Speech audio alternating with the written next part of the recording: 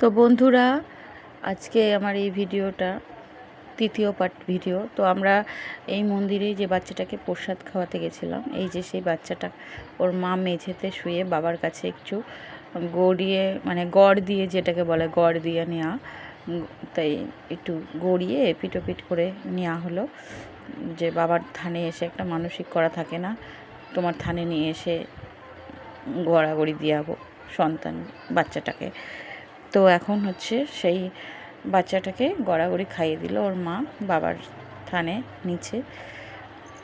তো এবার প্রসাদ খাওয়ানোর পালা। তো প্রসাদটা খাওয়াবে, আমি তো ভেবেছিলাম ঠাকুরমশাইয়ের কাছ থেকে হয়তো খাইয়ে নেবে, তো দেখলাম না, ওর দাদা গেছিলো, দাদাকে দিয়ে ওর বোনের মুখে প্রসাদ খাইয়ে দিল। মানে অনেক দিন ধরে ওর দাদা এটা খাওয়াবো ওটা খাওয়াবো, বুনু কবে বড় হবে, বুনু কবে এটা খাবে ওটা, মার গল্প করছিল সে ট্রেনে আস্তে আস্তে, তাই জন্য ওর দাদার হাত থেকে প্রসাদটা ওর বোনের মুখে দিয়ানো হলো। তো এবারে আমরা চলে যাব পাশের যে মন্দিরটা রয়েছে সেই মন্দিরটা, ওটাও একটা শিব মন্দির। তো মহারাজ এই শিব মন্দিরটা যেমন প্রথম স্ত্রীর জন্যে করেছিল, ওই শিব মন্দিরটা উনি ওনার দ্বিতীয় স্ত্রীর জন্যে বানিয়েছিলেন। তা এটা হচ্ছে, আমরা এখন ওই মন্দিরে এখনও যাইনি। এই মন্দিরে বাইরে দেখলাম সবাই ধূপকাঠি টাঠি জ্বালছে, তো আমরা সেখানে একটু ধূপকাঠি জ্বেলে দিলাম। তো চলে এসেছি সেইখানে, আমরা সেই মন্দিরটায়। এই মানে শিবলিঙ্গটা হচ্ছে 7 ফুট। এটা ওই মন্দিরের, মানে ওই বাবার থেকে ওটা যেমন 9 ফুট, এটা একটু ছোট। এখানেও কিন্তু সিঁড়ির ব্যবস্থা করা আছে, তবে উচ্চতায় একটু কম, মানে 2 ফুট কম।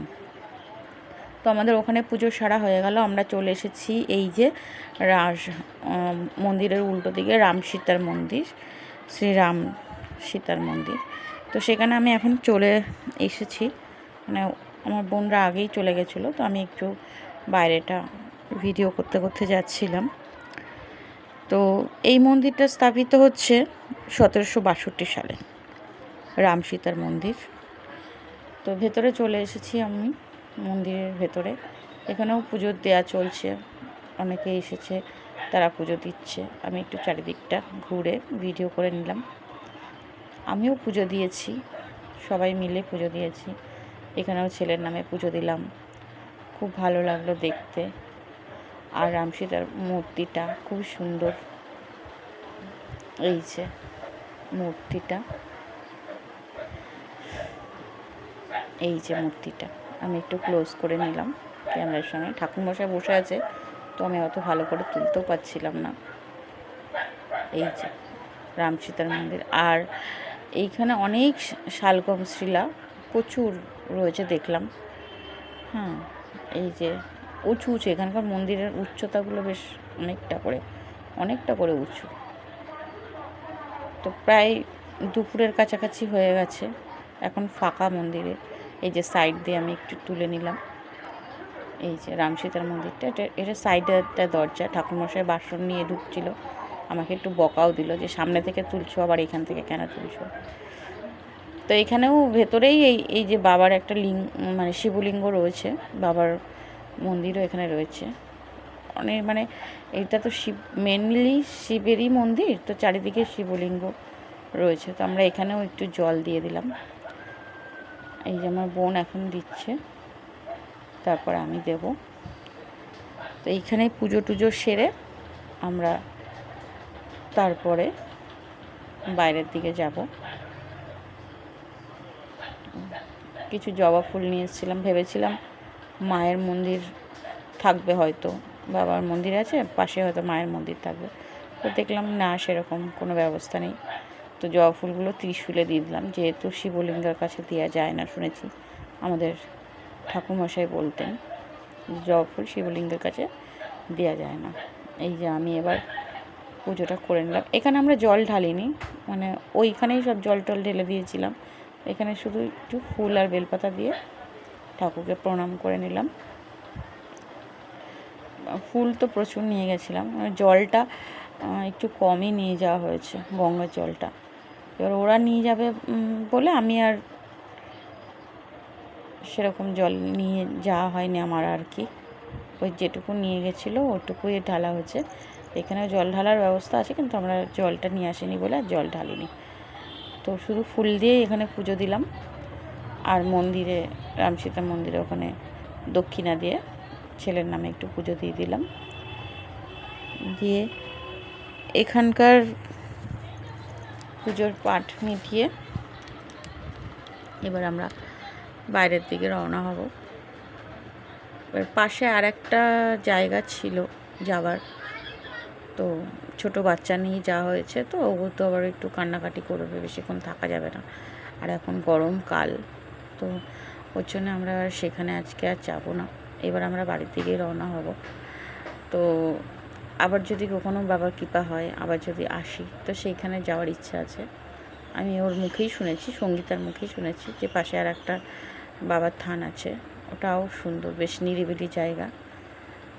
তো ইচ্ছা আছে, দেখি বাবা কি করে, সবাই মিলে আবার যাওয়ার। কারণ আমার বর্মশাই তো যায়নি, ওনাকে একটু নিয়ে যেতে হবে জায়গাটায়।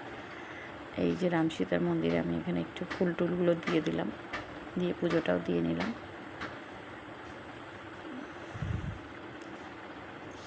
তো আমাদের পুজো দেওয়া সব চারিদিকে কমপ্লিট হয়ে গেছে। এবার আস্তে আস্তে আমরা বাড়ির দিকে রওনা হব। তো বন্ধুরা, তোমরা আমার পাশে থেকো, সাথে থেকো। আর অবশ্যই অবশ্যই যারা আমার ইউটিউবে এই ভিডিওটা দেখছো তারা সাবস্ক্রাইব করবে, আর যারা আমার ফেসবুকে আছো তারা অবশ্যই ফলো করবে। এই যে আবার কিছু ধাগা কিনে নিলাম, আমার ছেলে বললো একটু হাতে বাঁধার সুতো কিনবে, ওখান থেকে আমরা কিছু কিনে নিলাম। এবার আমরা উঠে পড়েছি টোটোতে, বাড়ির দিকে রওনা হয়েছি, বাড়ির দিকে যাচ্ছি। দিয়ে এবারে আমরা একটু ঘুরে গেলাম, অন্য দিক থেকে ঘুরে গেছি। সেই খালটা আমরা আর পার হলাম না, যে খালটা পার হয়েছিলাম। এটা একটা অন্য স্টেশন। এই স্টেশনটার নাম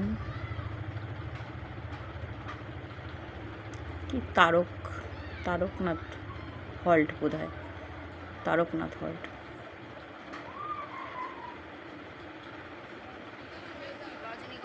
তারকনগর হল্ট, যাই হোক। তো এইখান থেকে আমরা, এই দেখো বন্ধুরা, এটা হচ্ছে বকুল গাছ দেখতে পেলাম।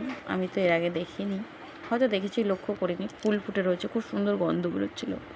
তা আমি জিজ্ঞেস করাতে আমার বোনরা বললো এটা বকুল গাছ, তাই একটু ভিডিও করে নিলাম। আর আমরা এই যে চায়ের দোকানে চলে এসেছি, সবাই এক প্যাকেট করে জিরে বিস্কুট কিনে নিয়েছি, একটু চা খাবো। এখানে সেরকম কোথাও সেরকম খুব একটা যে আহামরি খাবার দাবারের দোকান আছে তা নয়,